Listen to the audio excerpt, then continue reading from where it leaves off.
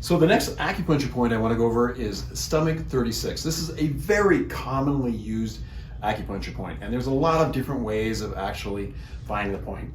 Some of the ways of actually locating it can get very confusing in Chinese medicine because they will talk about chun, and this being one chun, the width of my thumb, and I take 2 fingers, this is 1.5 chun, and then I go 4 fingers, and this is 3 chun. The problem is it's related to the size of the patient's finger width. And so I could be using mine and I really wouldn't even be able to find the point. But the good news is, in terms of acupuncture points, there's also an area around the point where you are influencing the point. So even if you're off a little bit, it really doesn't matter. You're still going to get some good results. Stomach 36 is a really good area for actually applying pressure, not just acupuncture needles.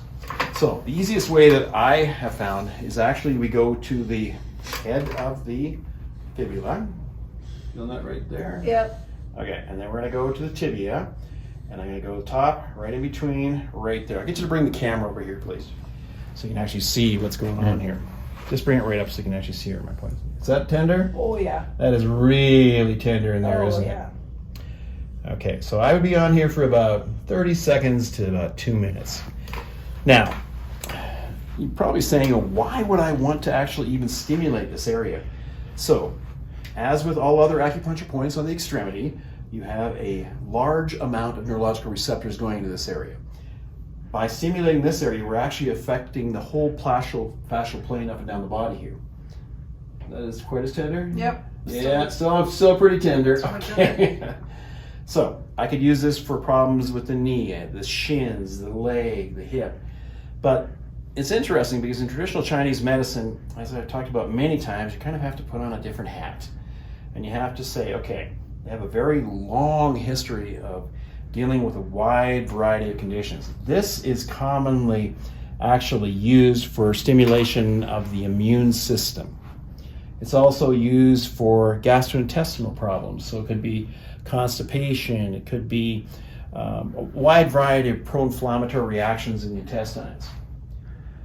This will also have an effect on the lungs. So a wide variety of different things, especially when you start combining it with other points. Commonly, this point is combined with large intestine 4, right in the web of the hand here, or hoku. How you doing there? Yeah. Nothing compared to the one here, is it? Nope. No? Still pretty tender there? It's getting better, but it took a bit. Yeah, it doesn't happen right away. No, yeah. Now, if I was to be doing acupuncture, I'd be putting a needle in here and I'd be leaving it here for about 15 to 20 minutes. Coming back, tweaking it every once in a while, trying to get some stimulation in the area. It's interesting too because when you put in acupuncture needles and you put it in, they call it a tug response. And you actually twist a little bit and you can literally feel it's like your body is grasping onto the needle. Yeah.